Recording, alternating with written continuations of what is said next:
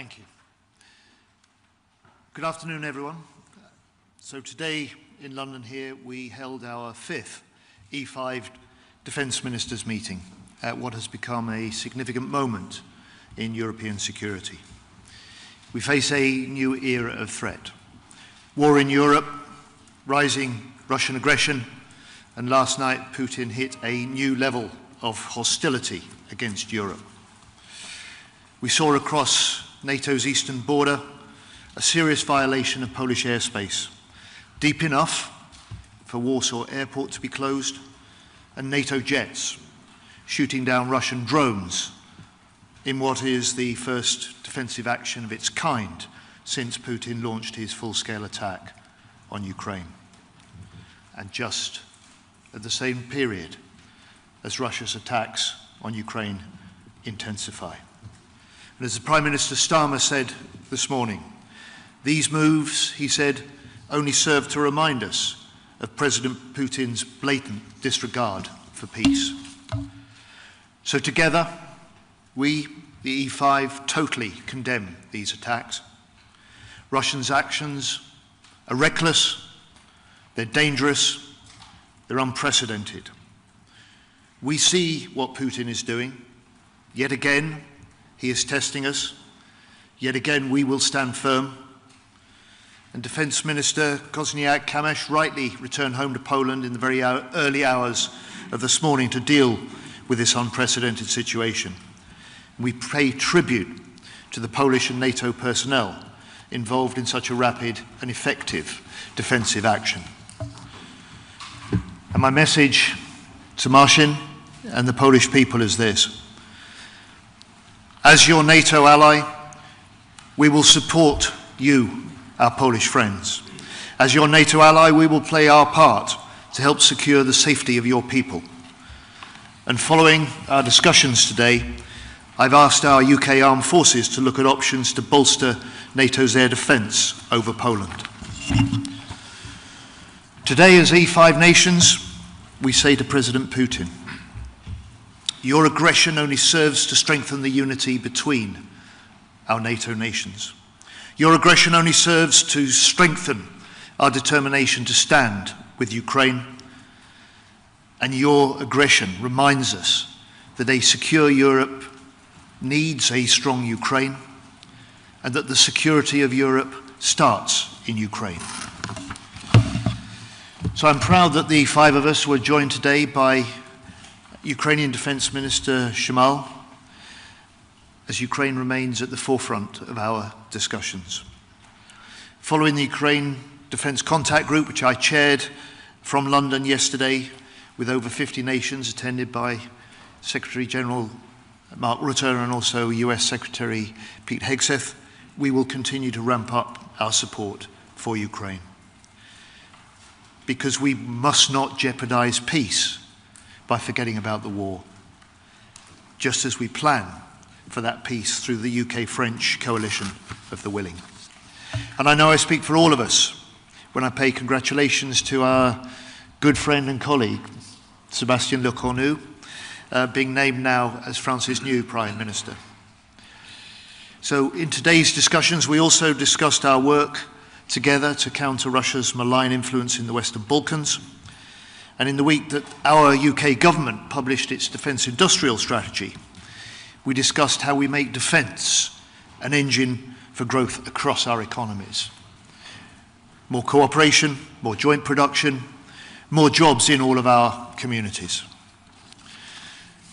And we leave here today as E5 nations, Europe's top defence spenders, more united, more determined to confront this new era of threat, to step up further for Ukraine, and to continue to boost our defence spending as we increase warfighting readiness. We do this to make our citizens and to make Europe secure at home and strong abroad. Thank you. Thank you, Secretary of State. If we could ask the Italian Minister for Defence, Guido Crocetto. Sì, grazie. Grazie John per la tua ospitalità. Oggi a Londra ci siamo incontrati come nel formato E5, come ministri della difesa o rappresentanti dei ministri della difesa.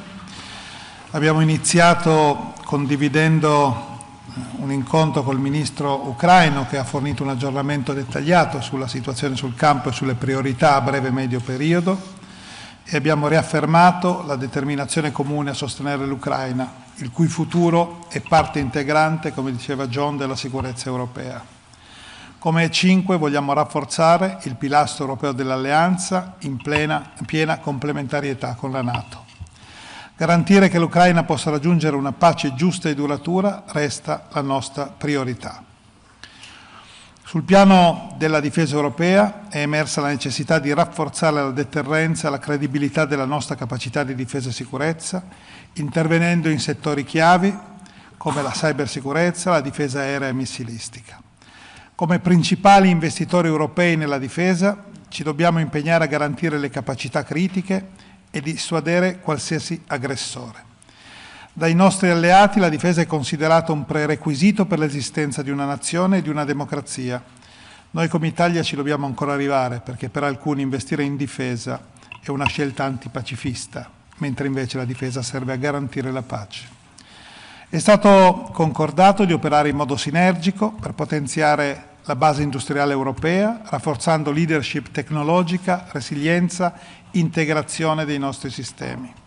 Questo impegno dovrà coinvolgere anche l'Ucraina se vogliamo integrarla e renderla interoperabile con il resto d'Europa. Abbiamo rivolto un'attenzione particolare ai Balcani occidentali, area strategica per la stabilità regionale. Vogliamo sostenere e valorizzare le iniziative dell'Unione Europea e della NATO, rafforzare la sicurezza attraverso impegni operativi, esercitazioni e programmi di difesa coordinati. Dobbiamo essere un percorso rapido per la piena integrazione dell'intera regione nella NATO e nell'Unione Europea. Abbiamo deciso di ragionare insieme su una strategia per i Balcani omnicomprensiva da proporre alla NATO e all'Europa. È stata sottolineata l'urgenza di un salto di qualità nelle nuove tecnologie, affrontando sia le opportunità sia i rischi, in particolare di fronte alle minacce ibride della disinformazione con l'adozione di strutture dedicate e approcci condivisi. Il lavoro proseguirà nei prossimi giorni con incontri tra i nostri staff per definire azioni concrete, risultati tangibili in linea con gli indirizzi che sono emersi oggi e negli altri incontri. Ringrazio ancora i miei colleghi, i loro rappresentanti, per l'impegno e la visione condivisa. Quanto discusso a Londra prosegue nel solco del precedente incontro di Roma e che mi auguro cui possa seguire un altro incontro a breve. Grazie. Thank you very much. If I could ask Jens Plotner to provide his opening statement. Thank you very much. Good afternoon also from my behalf. First of all, Minister, I want to thank you for your warm hospitality and excuse the absence of Boris Pistorius, who would have loved to have been here, but parliamentarian duties required his presence in Berlin. I do not want to repeat what two ministers said. I fully agree with the points they made, but I would like to add my own and Germany's own firm condemnation to yours about what happened in Polish airspace last night. It is unacceptable. It is a targeted provocation. And it is a provocation not only against our Polish neighbors, friends and allies, but against NATO as a whole. We stand altogether firm side of our Polish friends, and I think the message we would like to send is a message of strength, of unity, and of not letting us be provoked into hastened actions. It is good that this is being discussed now at NATO, and this must find a common answer of all of us to Moscow. About the meeting today, the substance has been exposed. Let me say that I feel that today we send a message of unity in our support, steadfast support for our Ukrainian friends. It's a very good discussion with Minister Shmihal, but also a message of unity when it comes to our own efforts to bolster our defense readiness and to work closer together in order to do so. This group of five, the fifth meeting, has proven from our point of view to be a catalyst for new ideas and a motor of change.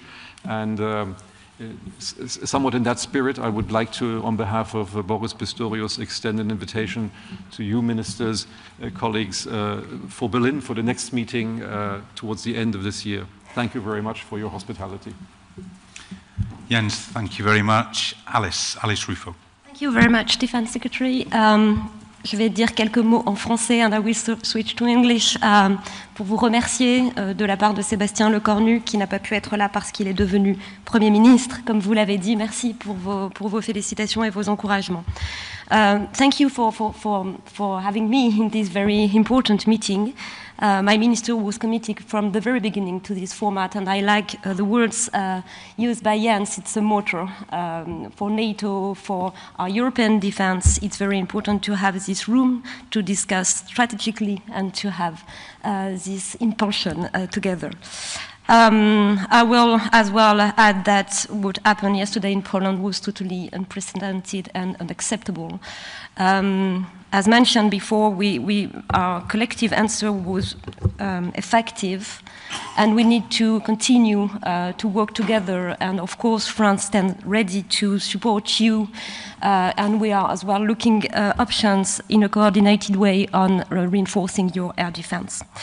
On Ukraine, I think we had in 1 week and a half the meeting of the Coalition of the Willing at the leaders level, the UDCG with successful and concrete results. And I think what we had as well today showed that Europe is stepping up, ready to support Ukraine in the short term, ready to offer Ukraine security guarantees for the future and to achieve peace through strength, and that now Russia needs to understand that it should come to the negotiation table and stop this war. Thank you as well for the very good discussion on industry.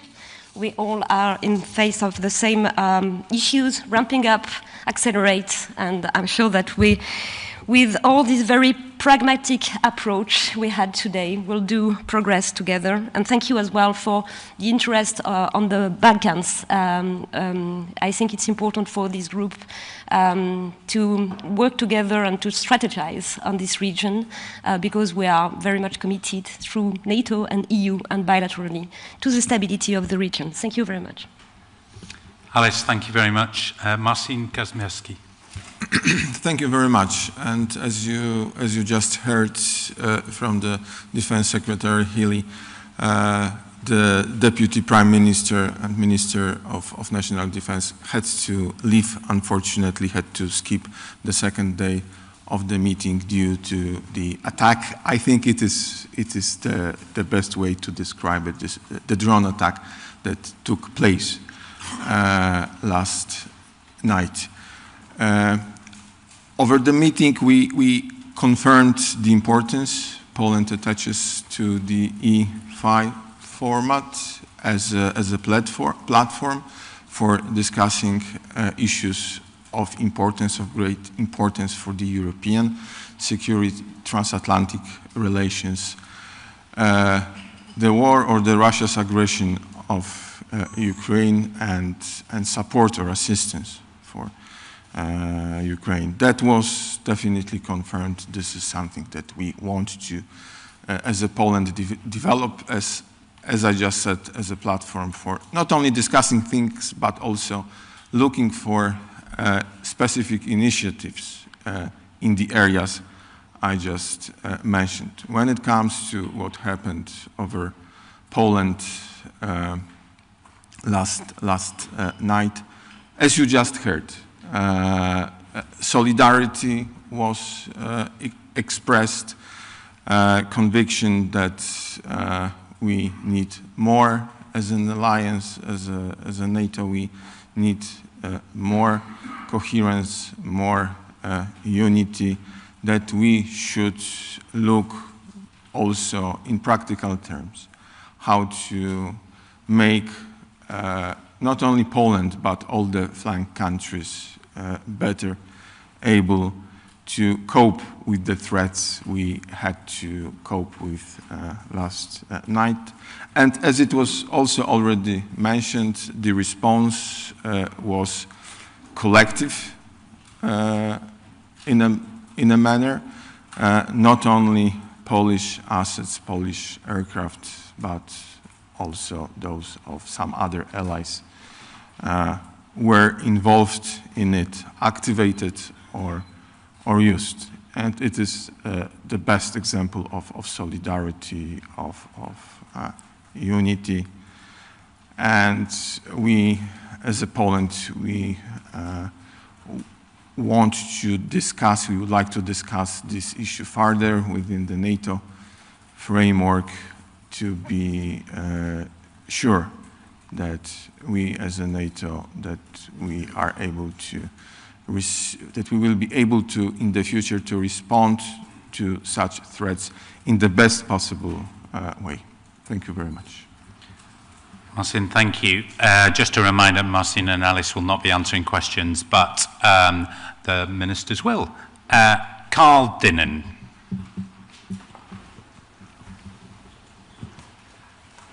Thank you very much. Carl Dinnen from ITV News. I'd like to ask the ministers, don't last night's events prove that ever since Alaska, everything that President Putin has done has shown that he's not negotiating in good faith, and that really the West shouldn't be talking to him in the absence of a ceasefire? So while President Putin is talking to President Trump in Alaska, he's intensifying and escalating attacks on Ukraine. We have to help support Ukraine to resist that Russian invasion. We have to put Ukraine in the strongest possible position to go into any talks. And we have to work together to put pressure on Putin to do what he says. And what he says is he wants to talk. What he says is he wants peace. And whatever the intent behind yesterday's attacks on Poland, they were reckless, they were dangerous, they were an attack on NATO airspace and on NATO sovereignty. And we will stand together and we will support Poland through NATO to resist those in the future. Secretary of State, thank you very much. Can I ask an Italian journalist to ask a question? Luigi Ippolito. Sì, Luigi Ippolito for the Corriere della Sera. Question for the Italian Minister. Signor Ministro, i jet italiani si sono levati in volo per partecipare all'operazione di contrasto ai droni russi, anche se in una funzione, diciamo, di supporto, di ricognizione, almeno così ci è stato detto. Dall'altro lato il governo polacco dice che non siamo mai stati così vicini a un conflitto aperto in Europa. Ecco, in caso, diciamo, di allargamento delle operazioni, le forze italiane manterrebbero un ruolo di seconda fila di supporto o sono pronte a entrare in azione in prima linea battendo droni russi, aerei e quant'altro minacci la sicurezza europea? Sì, grazie per la domanda. Gli aerei italiani fanno parte dei contingenti della NATO, fanno parte dell'alleanza e sono pronti a difendere ogni nazione che fa parte dell'alleanza atlantica, come ci aspettiamo ogni nazione difenderebbe l'Italia in caso di attacco. Il fatto di ieri è un fatto gravissimo, perché oltre 20 droni russi sono entrati sul territorio di un paese sovrano che fa parte dell'Europa e fa parte dell'Alleanza Atlantica. L'aereo italiano non si è alzato in volo, vola tutte le sere, è un KV, cioè un aereo radar che vola per segnalare eventuali minacce, lo fa regolarmente, fa parte degli assetti che abbiamo fornito all'Alleanza e gli assetti forniti all'Alleanza dipendono dall'Alleanza e l'utilizzo, se è necessario, è immediato. L'alleanza esiste per proteggere ogni paese alleato, siamo qua per ribadirlo, siamo qua per ribadire che entrare nello spazio aereo della Polonia significa entrare nello spazio aereo dell'Italia, del Regno Unito, della Germania, della Francia, di ogni paese dell'alleanza atlantica. Perché un'alleanza o è ed è totale o non è. Ed è il messaggio forte che vogliamo lanciare a Putin. Io non so se sia stato un modo per testare le nostre difese o sia stata una provocazione, non ci interessa. La NATO e ogni nazione della NATO è pronta a reagire e si aspetta che le altre nazioni reagiscano se toccherà un'altra nazione della NATO. Questo è chiaro, su questo si poggia l'alleanza, su questo si poggia la nostra capacità di deterrenza e di difesa. Quindi è quello che faremo e che ci siamo impegnati a fare da oltre 70 anni e che continueremo a fare. Non cambia coi governi, è un impegno della nazione. Gli impegni delle nazioni sono diversi dai governi che passano. Minister, thank you very much. Christoph Mayer. Thank you, Chris Meyer, German press agency DPA. I have a question to Mr. Plötner. As we've just heard from your Polish colleague, he's expecting not only solidarity expressed in warm words, but also in practical terms. So my question would be, can you outline in practical terms what Germany can do to bolster, for example, Polish air defense? For example, are you considering sending more Patriot systems or IRIS-T to Poland? Thank you. Thank you very much for your question. You know, on a very practical level, we have 2 Patriot batteries who are stationed with our Polish allies at the moment, which are fully integrated into the Polish air defense planning and picture. So I think that is a very concrete, not only by words, but by action, a very concrete contribution to the safety, security, and integrity of the Polish airspace. As the minister said, that is the second part of my answer, I think we will now, at NATO, discuss what we can jointly and collectively do to strengthen even further Polish airspace and the defense of that airspace, of the defense of the airspace at our eastern flank in general. So this will be an upcoming discussion, which I think will be very important. I want to add, until very short time, we had Eurofighters in Poland. It's a rotational basis. They are sometimes there, sometimes in the Baltic countries. So I think altogether, every one of us is really contributing in kind and not only in words. When it comes to additional Patriot systems, you know they are extremely scarce. We have already given several to our Ukrainian allies and friends, partners and friends, and we are about to send another 2 systems to Ukraine. Now, this is a difficult choice we have to make. First of all, to give them up out of our own system, which is not easy to do, but we took that decision. And secondly, where to send them. And I think there collectively, we think that at the moment, given the murderous raids of the Russian military on Ukraine, they are best positioned in the future in Ukraine. But that does not mean that we are shying away from our responsibility to protect NATO. Minister, thank you very much. Esther Webber. Hi, Esther Webber here from Politico. I'd like to extend that question to the British Defence Secretary as well, in terms of anything else you can say about how we will be supporting Poland's air defences.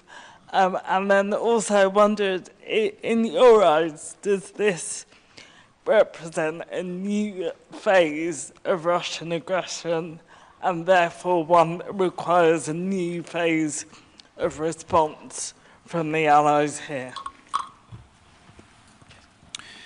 Let me answer the second question and then the first question. The second question, we are in a new era of threat. NATO has recognized that with the unprecedented commitment to spend 5% on national security by 2035. That's 5% of all of our 32 nations signed up to that. As a UK government, we've increased our defence budget by £5 billion in this, our first year. And we've made a commitment to increase defence spending now by 2027 to 2.6% of GDP, with an aim to 3% in the next Parliament. This is the biggest increase in defence spending since the end of the Cold War. How well we spend that is just as important as how much we spend, and that was part of our discussions today. And on the response to the overnight attacks on Polish airspace, Polish sovereignty and NATO airspace, I have asked the UK Armed Forces to look at options about how we can bolster that NATO air defence over Poland. We too are part of a regular air policing mission. Up until 6 weeks ago, we had 6 Typhoon jets, part of the British component of that NATO air policing mission over Poland, an extra 200 personnel. We have 300 UK personnel in Poland at the moment, reinforcing NATO's deterrence, as well as the Polish deterrence and defence as well. And we will do what we can as part of NATO, as part of a collective response that Poland has asked for from us, its NATO allies. Thank you very much, Secretary. If I could ask Giorgia Scartoro. RAI, the Italian state broadcaster, for Minister Crosetto. Alla luce di questa escalation, l'Italia potrebbe modificare la sua posizione sulle forze di rassicurazione in Ucraina, oppure che contributo specifico darà il nostro Paese, ad esempio, sulla guerra ibrida con la Russia? Il nostro Paese ha confermato la collaborazione e l'offerta con i nostri caveat alla coalizione dei volenterosi, l'ha confermato il capo di Stato Maggiore, l'ha confermato il Presidente Meloni, sapete perfettamente quali sono i caveat che ha messo l'Italia. Abbiamo continuato ad aiutare l'Ucraina con 12 pacchetti e stiamo verificando i possibili aiuti. Anche il fondo SAFE in parte sarà dedicato alla cooperazione di produzioni con l'industria ucraina. Il nostro impegno continua a essere forte e determinato con i nostri alleati. Ci sono alcuni temi, lei ha citato la guerra ibrida, sul quale occorre, a mio avviso, una riflessione chiaramente non pubblica con i nostri alleati, perché mentre la guerra fisica è evidente ad ognuno di noi e sono evidenti le bombe che colpiscono ogni giorno l'Ucraina, e quindi tutti sappiamo e vediamo che la Russia è in guerra con l'Ucraina, non parliamo mai del fatto che la Russia è in guerra anche con le nostre nazioni, perché gli attacchi cyber sono continui, centinaia di attacchi cyber ogni giorno che arrivano da hacker della Federazione Russa, così come continua da tempo una guerra ibrida sull'informazione o le fake news per indebolire le nostre posizioni o per fare dei racconti lontani dalla verità. E questo è un tema che secondo me prima o poi la NATO, l'Unione Europea e noi stessi, di cui abbiamo parlato anche noi stessi, dovremmo affrontare in modo serio, perché non si possono considerare gli attacchi cyber o gli attacchi di disinformazione o di guerra ibrida in modo diverso da come si considerano gli attacchi terrestri, navali o aerei. Sono sempre attacchi e rischiano di minare le democrazie in modo molto violento. Per cui questa è la realtà che ci date di vivere. Volevo aggiungere una cosa, dopo l'incontro che è stato citato prima dell'Alaska, quella che doveva essere la volontà di ricerca di pace da parte di Putin si è tramutata in un aumento esponenziale degli attacchi all'Ucraina. Mai ci sono stati tanti attacchi come quelli degli ultimi giorni. Qualcuno deve spiegarci qual è la via alternativa ad aiutare l'Ucraina a resistere. Se l'unica persona che ha in mano la possibilità di fare la pace, al posto di cercare di fare atti di pace, fa atti che non fanno che alimentare la guerra, come quello che è successo stanotte, che non è sicuramente un fatto che può rassicurare o migliorare le condizioni.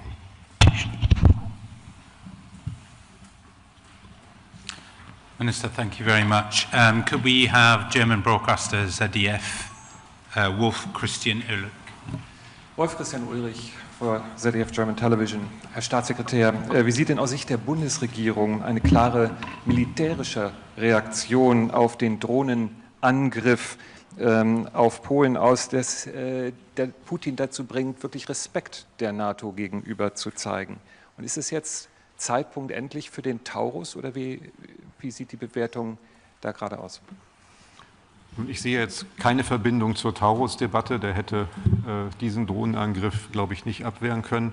Aber ich will den polnischen Streitkräften danken für ihre entschlossene, aber auch besonnene Reaktion mitten in der Nacht über mehrere Stunden hinweg.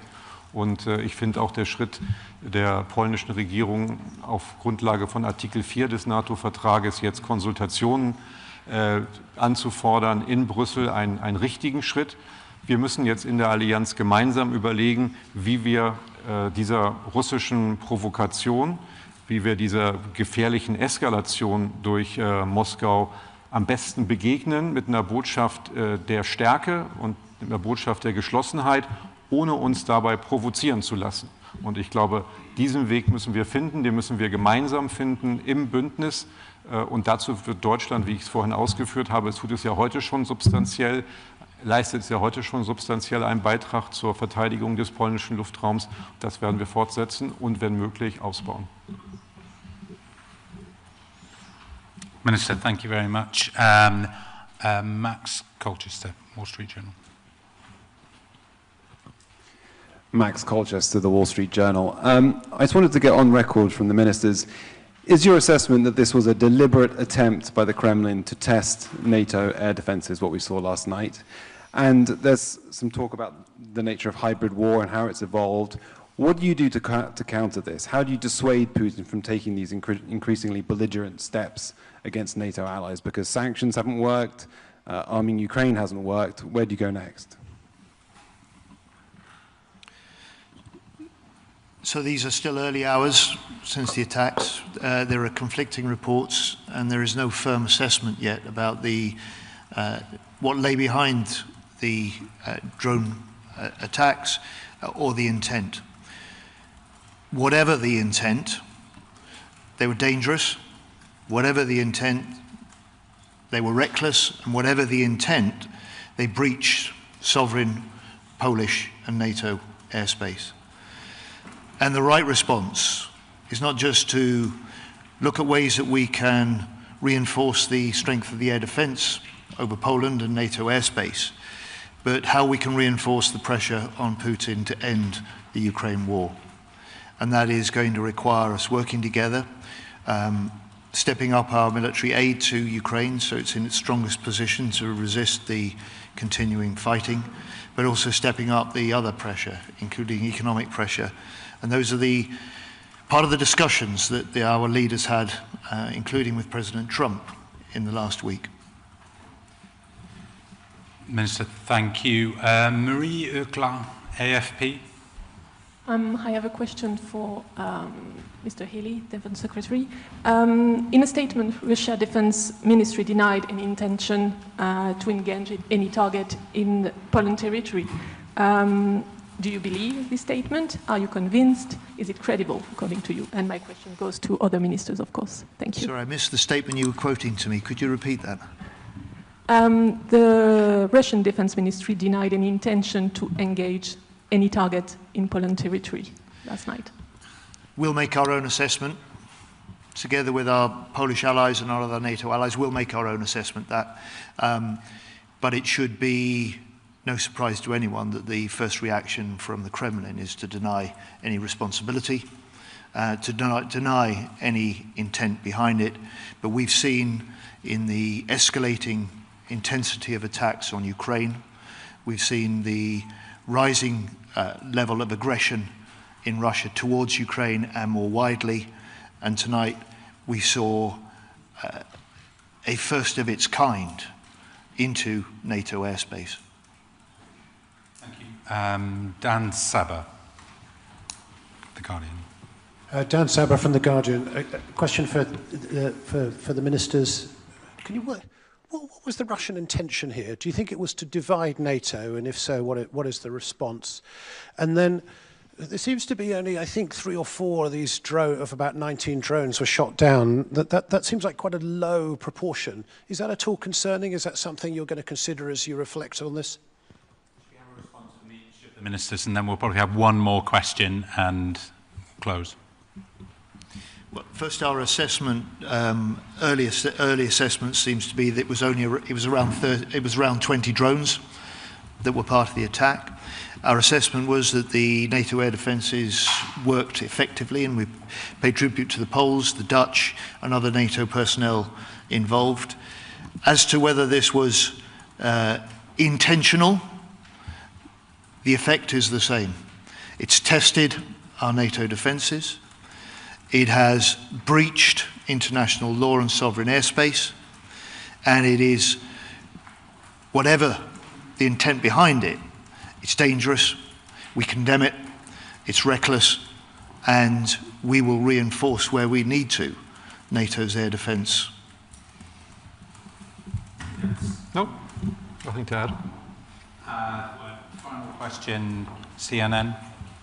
Nick Payton-Walsh from CNN. A lot of your discussion has been about bolstering defences and how you'd respond in the event of this occurring again. But how do you stop it happening again? How do you stop it happening next week? What is the deterrent that you're able to present here to change the Kremlin's thinking, who may today be thinking they've launched drones into NATO and nothing so far has happened? Ultimately, the big deterrent for President Putin is a NATO that is now more united, a NATO that is now bigger than when he launched his full-scale attack on Ukraine, and a NATO that is determined to raise still further the level of defence investment in order to strengthen our deterrence and our defence against Russia and against other adversaries.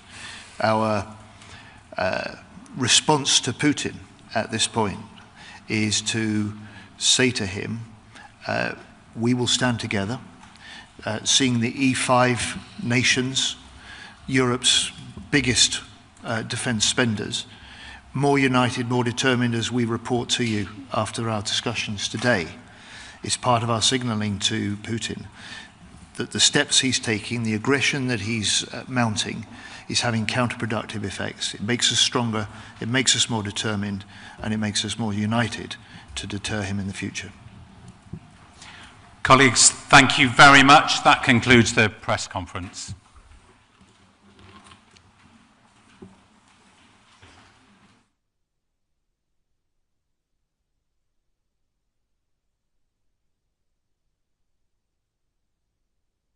Could ask you to stay just while the delegations leave. Then we can get clean photographs.